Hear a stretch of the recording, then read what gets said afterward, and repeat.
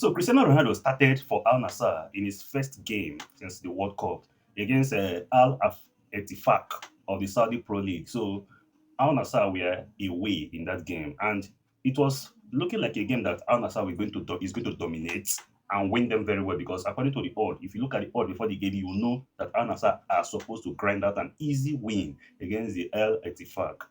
But something happened in that game. I think Al Nassr were playing, and their goalkeeper Bento has to rush out. And when he rushed into an on-rushing El Atifat player, and he got a red card. So Bento, their goalkeeper, got a red card. And their coach, Angel Postecoglou, have to remove Angelo from the team just to put in their second young goalkeeper, 18 years old goalkeeper. The goalkeeper was not, I'm not sure he was really a goalkeeper because the mistakes he made for the two goals El Etifak scored showed that, look, this guy is not a goalkeeper. He may be 18 years, maybe a young star, but those mistakes, a goalkeeper cannot make those mistakes. The first shot was around 35 yards. He punched the ball into his own net. The second shot, he also punched the ball from up into his own net. So the two goals Al Etifak scored Al Nassr were down to the goalkeeper. It was goalkeeper's mistake. But Sadio Mane inspired Al Nassr to a comeback. Cristiano Ronaldo was removed after the first half because he was not really fit as much as he used to. Especially coming, this is his first starts after the World Cup, so he was removed and replaced after the first half. And then in the second half, I think Sadio Mane sprang to life. Look at that one goal, the first goal he pulled back. Look at that pass on Joao Felix. The way he knew that Sadio Mane was going to run him, he put in the pass and Sadio Mane was able to run, capitalize, and pull one back. And from a corner, the defender who took over the captain's bag was able to equalize from a corner, a very fine header. Then it was heading into 90 minutes because the game was looking like ending in a 2-2 draw. So it was heading into 90 minutes, not until Sadio Mane capitalized. So look at the way he slotted in to win the game for Al Nassr. They even have to, the VAR have to reconfirm the goal, and before they gave the goal as a goal, as Al Nassr came from 2 goals down to win Al Ettifaq 3 goals to 2. You see, the Saudi Pro League is very interesting. The truth is that before Ronaldo went there, we didn't really know that many good players will decide to go to the Saudi Pro League. But now, if you are watching the Saudi Pro League, especially Al Nassr, you find out that there are interesting games they play. There are a lot of and they are the defending champions, no doubt, but there are interesting games in the Saudi Pro League. The likes of Al Hilal, the likes of Al Al Ittihad. These are exciting teams to watch in the Saudi Pro League. So, congratulations to Al Nassr from coming from 2 goals down to beat Al Ettifaq. That is not an easy one because these are the defending champions. And if they had drawn or lost that game, they would have fallen down the table to fourth because others have won their game. So congratulations to them for this huge win because that was not expected at all. Then congratulations to Bruno Fernandez, who has won the PFA Player of the Season after defeating the likes of the Clan Rice, the likes of Haaland, the likes of David Raya, and so on and so forth. So Bruno Fernandez, after what he did for Manchester United last season, became the PFA Player of the Season after winning the Football Writers Association Player of the Season. So Bruno Fernandez was busy packing awards after his huge performance for Manchester United last season, where he had around 9 goals and 21 assists, breaking the all-time assist record. You see, Bruno Fernandes has been a phenomenal since he was signed from Sporting Lisbon to Manchester United. He has single-handedly carried Manchester United. Not until now he's beginning to lose form, but he's still the best player at Manchester United. You can't take anything away from him. And he's one of the best, in fact, the best midfielder, the best creative midfielder in the Premier League currently now. He's just unlucky that he's playing in the Manchester United team that are building.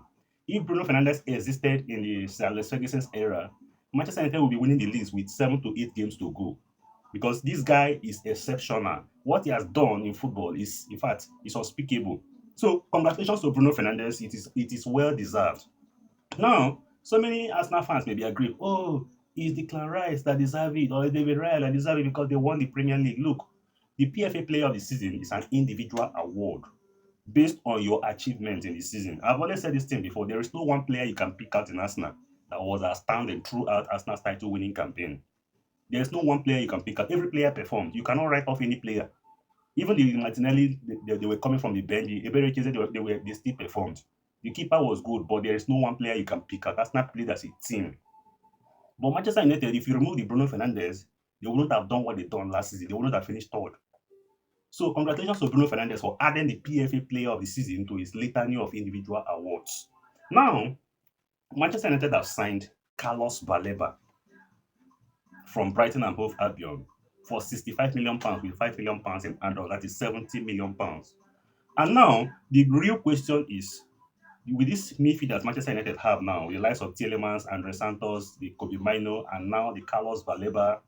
Remember, Ogate is still there, but he has not left. So with this litany of midfielders now, which two midfielders are going to be playing just rightly behind Bruno Fernandez? You see, if you watch the first game of the season against Hull City, you'll find out that the Telemans and Andre Santos didn't really work. Telemans is a very good progress. He carries the ball very well forward. Andre Santos also carries the ball forward, but Andre Santos does more marking than Telemans.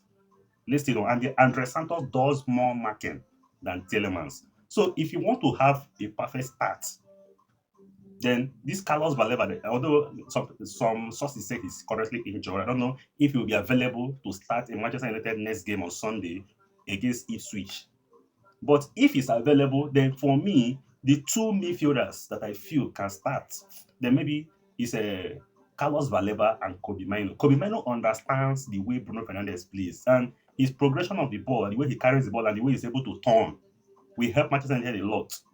Andre Santos can also start as time, maybe when you're playing against smaller opposition, although there's no small team in the Premier League, but you understand what I'm saying, not against a very top team. Then Telemans also can also start. So it depends on the approach Michael Carrick wants to use. But if let's say for example Manchester United is playing against a Liverpool, a Man City, and Arsenal, I think Baleba and Mino should do the job there, or Baleba and Andre Santos.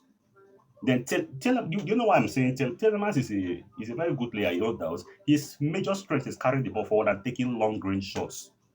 So he'll be instrumental maybe in the Champions League phase, in the group phase, in the league phase, yes. He may be instrumental to Manchester United because Manchester United will need that player who can take that shot from far. And Tielemans suits that profile very well.